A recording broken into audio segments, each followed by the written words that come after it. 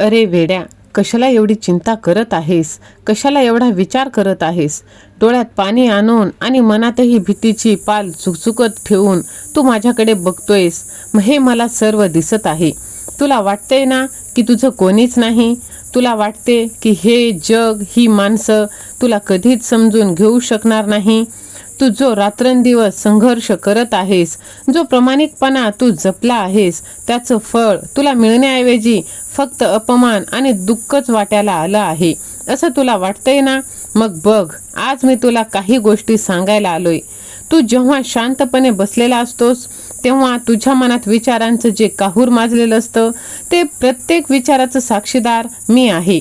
तुला वाटतंय की वेळ निघून चालली आहे, वय वाढत चाललंय, जबाबदाऱ्यांचा डोंगर मोठा होतोय आणि तुझ्या हातात मात्र काहीच शिल्लक राहत नाहीये.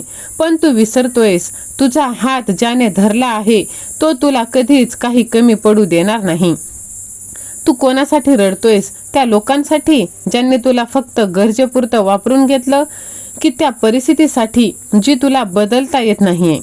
आयुष्यात अनेकदा असं होतं की आपण खूप प्रयत्न करतो, जीव एकदम मेताकुटीला आणतो, खूप काम करतो आणि सर्व नाती जपतो, पण शेवटी आपल्या हातात फक्त शून्य उरतं. त्या शून्यातूनच आपल्याला विश्व निर्माण करायची ताकद आता मी तुला देणार आहे, हे तू विसरू नकोस.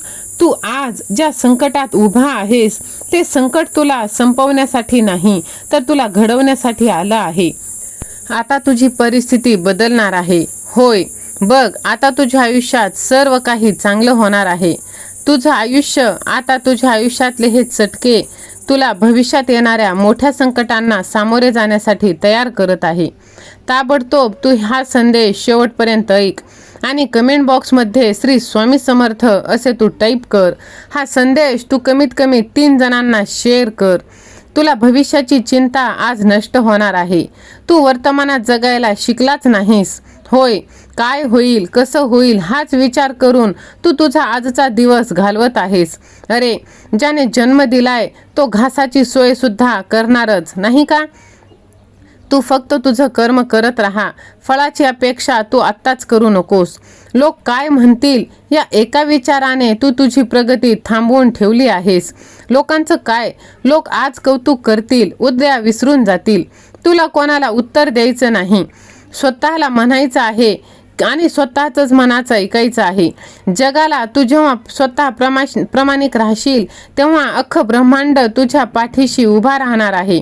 तुझ्या मनातला हा जो गोंधळ आहे ना, तोच तुला कमकुवत करत आहे. शांत हो, थोडा वेळ स्वतःसाठी काढ.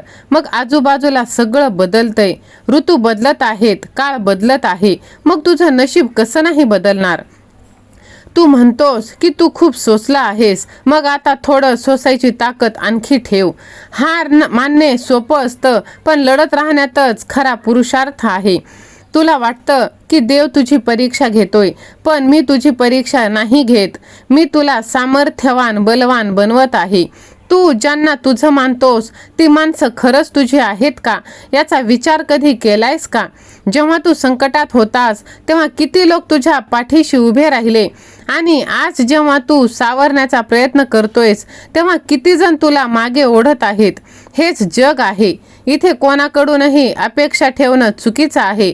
अपेक्षा लोकांकडून ठेवणं म्हणजे स्वतःच्या पायावर धोंडा मारून घेणं असं आहे. अपेक्षा फक्त स्वतःकडे ठेव आणि विश्वास माझ्यावर ठेव. मी तुला कधीच चुकीच्या मार्गावर जाऊ देणार नाही. तुला कदाचित आता हे पटणार नाही. तुला वाटेल की बोलायला काय जातं, ज्याच्यावर वीज पडते त्यालाच दुःख कळतं. पण माझ्या बाळा, मी ती वीज पडतानाही तिथेच होतो आणि तुला त्यातून सावरतानाही मीच तुझ्या पाठीशी आहे.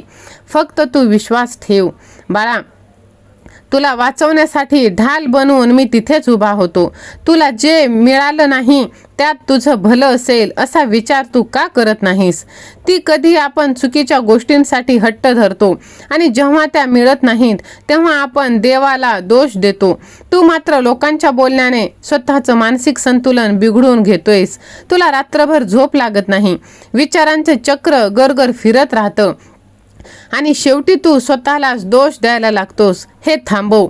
आता तू स्वतःला जे काही म्हणतोयस ना, मी अपयशी आहे, माझ्याकडून काहीच होणार नाही, हे सगळं खोटं आहे. ही भीती तुझी आता बोलत नाही, तर तू तिला जास्त बळ देत आहेस. बाळा, तुला असं वाटतं की तुझा कोणीच नाही. बघ, मी तुझ्या पाठीशी आहे. जर माझ्यावर तुझा विश्वास असेल तर स्वामी माझ्या पाठीशी असे तू टाईप कर आणि हा संदेश तू शेवटपर्यंत ऐक. बाळा, एक मोठं कार्य करण्यासाठी तुझ्या आयुष्यात जे हे चढ उतार येत आहेत ते तुला अनुभवाचं देणं देण्यासाठी आलेत. तू पुस्तकातून जे शिकला नसतास ते तुला या कठीण काळाने शिकवलंय. तुला माणसांची पारख झाली आहे, तुला पैशांची किंमत कळली आहे आणि सर्वात महत्त्वाचं म्हणजे तुला माझी ओढ लागली आहे. हे काय कमी आहे लेकरा? ज्याच्याकडे सगळं असतं त्याला देवाची गरज भासत नाही, पण ज्याच्याकडे काहीच नसतं त्याच्या हृदयाच्या सिंहासनावर मी बसलेला असतो. तू एकटा आहेस असं तुला वाटतंय ना?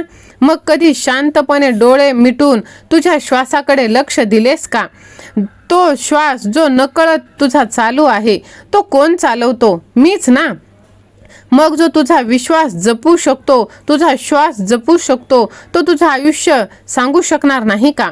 तू भविष्याच्या चिंतेने अर्धमेला झालायस. पुढच्या महिन्यात काय होईल, वर्षभरात काय होईल, माझं नशीब बदलेल की नाही, अशा नको नको त्या गोष्टींचा विचार तू करत आहेस. पण आता नाही. आता तुझ्या आयुष्यात सर्व काही चांगलंच होणार आहे. तू खूप सहन केलंस, खूप वेळा शांत राहिलास, पण तुझं आयुष्य आता बदलणार आहे. तुझी प्रत्येक प्रार्थना देवापर्यंत पोहोचली आहे. म्हणूनच देवाने हा संदेश तुझ्यापर्यंत पाठवला आहे. जर तुझ्या देवावर विश्वास असेल तर व्हिडिओला लाईक कर आणि चॅनलला सबस्क्राईब कर. होय माझ्या बाळा, बघ, हे शब्द नाहीत तर ही साक्षात तुझ्या आयुष्याला दिशा बदलून देणारा बाण आहे. तुझ्या आयुष्याच्या मार्गावर तो प्रकाश प्रज्वलित होणार आहे, ज्याचा शोध तू वर्षभरापासून करत होतास. कदाचित या क्षणी तू तुझ्या आयुष्याच्या कोणत्या वळणावर उभा आहेस, गोंधळात आहेस, पण ते सर्व गोंधळ आता नष्ट होणार आहेत. होय, आता तुझ्यासाठी माझे चमत्कार होणार आहेत. तुझ्या मेहनतीचे फळ तुला मिळणार आहेत. तुझ्या आयुष्यात जे काही थांबलं आहे ते पूर्ण सत्यात उतरणार आहे. होय, फक्त तू विश्वास ठेव माझ्या लेकरा. बघ, तुझं आयुष्य नक्कीच नवीन वळण घेणार आहे. होय, खूप कठीण काळ तुझा आता पार पडणार आहे.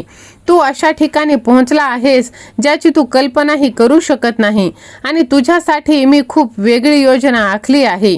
बघ, आता तुझ्या आयुष्यासमोर ते चित्र मी ठेवणार आहे.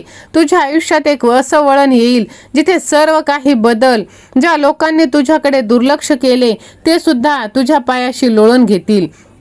पैशाची समस्या सुटेल. माझ्यावर विश्वास ठेव, स्वामी सेवा असे तू टाईप कर.